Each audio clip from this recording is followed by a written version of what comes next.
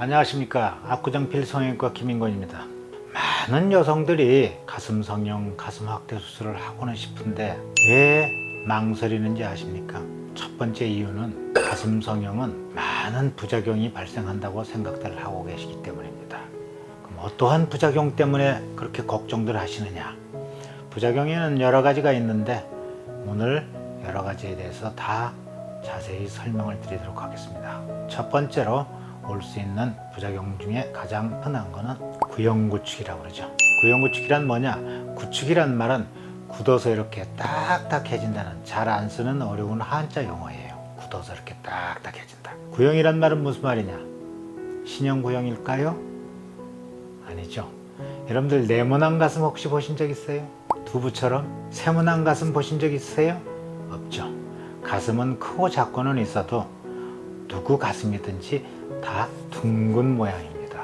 그러니까 둥근 상태로 가슴이 이렇게 나무처럼 딱딱해진다는 뜻입니다. 이렇게 한번 만져보시겠습니까? 딱딱해요? 말랑말랑하지요? 구형구축이 온 가슴은요, 이렇게 나무처럼 딱딱해집니다. 가슴이 나무처럼 딱딱해져도 되겠습니까? 안 되겠죠. 그렇다면 그 원인이 어디 있느냐? 우리가 그 원인을 알면 참 좋을 겁니다. 원인을 알면 원인을 피하거나 원인을 제거하면 되지 않겠습니까? 그런데 아쉽게도 구형구축의 원인이 이것이다 라고 딱 하나로 정해진 게 없습니다. 아직까지 확실히 밝혀져 있지 않다고 봐도 돼요. 따라서 구형구축 원인에 대한 학설이 여러 가지가 있는데 그 여러 가지 학설 중에서 첫 번째로 뭐가 있느냐? 구형구축은 보형물하고 내 체질하고 맞지가 않아서 구형구축이 오지 않느냐 하는 학설이 있습니다. 여러분들 구형구축이면 보형물이 딱딱해지는 걸로 알고 계세요?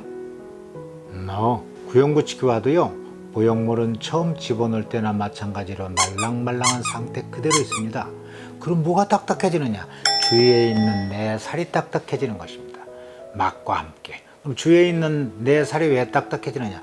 보형물하고 내 체질하고 맞지가 않으니까 내 살에서 거부 반응 같은 반응이 일어나고 있는 그 상태가 구형구축이에요. 그렇다면 이렇게 딱딱한 가슴하고 살 수 있어요? 보형물을 빼내버려야 되겠죠. 그럼 보형물을 빼내면 어떻게 되겠습니까? 보형물이 딱딱해진 거라면 이거 보형물을 빼내자마자 바로 괜찮아지겠지만 내 살이 딱딱해진다고 했으니 보형물을 빼내버리면 돌은 납작해버린 주제에 또 딱딱하기까지 해서 문제가 하나 더 생겼죠. 그런데 말입니다. 보형물을 빼내고 나서 얼마 지나지 않아도 언제 이렇게 딱딱했던가 하고 믿기지 않을 정도로 신기하게 수술 전 상태대로 다시 똑같이 돌아갑니다. 모양이나 촉감은 물론이고 심지어는 요속을 뚫고 들어가서 관찰을 해봐도 수술한 흔적을 거의 찾을 수가 없을 정도로 모든 조직이나 세포가 옛날 상태 비슷하게 돌아갑니다. 딱딱하게 조였던 막도 많이 상쇄가 되고요. 자, 이런 걸로 볼 때 보형물이 들어와서 생겼던 구형구축이 보형물을 빼내니까 없어지는 걸로 볼 때 아하, 구형구축의 유력한 학설 중에 하나는 이 보형물하고 내 체질하고 맞지가 않아서 그렇지 않느냐라는 학설이라고 할 수가 있겠죠. 두 번째 학설은 어떤 것이느냐? 수술할 때 출혈이 많게 되면 피가 고일 수 있겠죠. 고인 피가 굳으면 어떻게 되겠습니까? 딱딱하게 되죠. 같은 이치로 출혈 때문에 구형구축이 일어나지 않느냐, 출혈이 많으면 거기에 여러 가지 균도 살아서 남아 있을 수가 있고 이런 때문에 출혈이 구형구축을 일으키지 않느냐 하는 게 두 번째 학설입니다. 두 번째 학설은 출혈이 구형구축을 일으킨다. 세 번째 학설은 어떤 것이느냐? 수술할 때 유방조직에 손상이 많으면 많을수록 구형구축의 확률이 엄청 증가한다고 보고가 되어 있습니다. 아직까지 그 원인은 확실치 않지만 아마도 여기 유방조직에 있는 유즙이나 또는 균이나 호르몬이나 이런 것들이 수술 부위로 나와서 구형구축을 일으키는 것이 아닌가 하는 학설이 세 번째 학설입니다. 즉 세 번째 학설을 요약하면 아마도 유방조직 손상 때문에 구형구축이 일어나는 것이 아닌가 하는 게 세 번째 학설입니다. 그 외에 네 번째 학설로서는 외부나 내부에서 어떤 균이 침입을 해서 이물 반응이나 염증 반응을 일으키기 때문에 구형구축이 일어나는 것이 아닌가 하는 게 네 번째 학설입니다. 그런데 말입니다. 네 가지 학설 중에 배꼽가슴 성형술은 두 번째, 세 번째 학설하고는 아무런 상관이 없습니다. 왜냐? 어떠냐고요? 배꼽 가슴 성형은 출혈이 거의 없어요. 출혈이 거의 없다란 말은 출혈이 있어봤자 서너 방울 이상 안 나온다는 뜻이에요. 수술하는 내내. 그런데 말입니다. 겨드랑이나 유륜이나 밑선으로 하는 경우에는 출혈이 많게 되면 피주머니를 반드시 차야 된다고 그러죠. 겨드랑이나 유륜이나 밑선으로 수술할 경우에 출혈이 많게 되면 수술이 끝날 즈음에 양옆에 생사를 찍고 이런 관을 삽입해서 피주머니를 차야 됩니다. 그런데 우리 배꼽 가슴 성형술은 출혈이 거의 없기 때문에 피주머니 찰 이유가 하나도 없죠. 전혀 차지 않습니다. 배꼽 가슴 성형술은 출혈이 거의 없기 때문에 두 번째 학설, 출혈이 구형구축을 일으킨다는 학설하고도 아무런 상관이 없습니다. 또한 세 번째 학설, 유방조직 손상 때문에 구형구축이 온다. 배꼽 가슴 성형술은 유방조직 손상과는 아무런 상관이 없어요. 배꼽 언저리에서요, 복부 피하 지방을 통해서 바로 근육 뒤에 보형물을 삽입하는 수술이기 때문에 유방조직 손상과는 아무런 상관이 없습니다.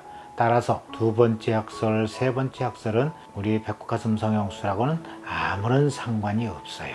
그 외에 배꼽 가슴 성형술은 주로 인체에 안전하고 유익하기까지 한 식염수 보형물을 사용하고 있습니다. 그래서 배꼽 가슴 성형술은 겨드랑이나 유륜이나 밑선으로 하는 코젤을 이용해서 하는 수술보다 훨씬 더 구형구축 확률이 낮지 않은가 하는 것은 제 연구 결과입니다. 왜냐? 코젤은 수술한 뒤에 시간이 지날수록 구형구축 확률이 줄어들지 않고 계속 나타날 수가 있습니다. 왜냐? 코젤 보형물 안에 있는 실리콘 젤이 미세하게 밖으로 나오거나 또는 어느 세월이 지나면은 터져 나와서 주위 조직하고 계속 반응을 할 게 아니겠습니까? 실리콘 젤은 이물질입니다. 바로 이 이물질하고 내 살 조직하고 계속 반응을 하게 되면은 구형구축을 일으킬 수가 있기 때문에 코젤은 수술한 뒤에 바로 괜찮다고 해서 구형구축을 안심할 수가 없습니다. 세월이 오래 가면 갈수록 구형구축 확률이 계속 있을 수가 있어요. 하지만 식염수 보형물은요, 수술하고서 짧으면 3개월, 길면 6개월 이내에 구형구축이 안 일어나면 앞으로도 영원히 일어나지 않습니다. 왜냐? 식염수 보형물은 이 주머니하고 내 체질하고만 반응을 하는 것이지 식염수 자체가 우리 인체하고 반응할 이유가 전혀 없거든요. 인체에 안전한 것이기 때문에. 따라서 생리식염수 보형물로 수술을 하게 되면 적어도 아무리 늦어도 6개월 이내에 구형구축이 안 일어나면 완전히 구형구축에서 해방이 되고 앞으로도 구형구축에 대한 염려를 전혀 안 하셔도 됩니다. 이런 까닭으로 배꼽 가슴 성형 수술을 하시는 분들 식염수를 이용해서 하시게 되면은 구형구축 확률이 1%도 안 돼요. 그래서 배꼽으로 가슴 확대 수술하시는 분들은 구형구축 염려를 안 하셔도 되겠습니다.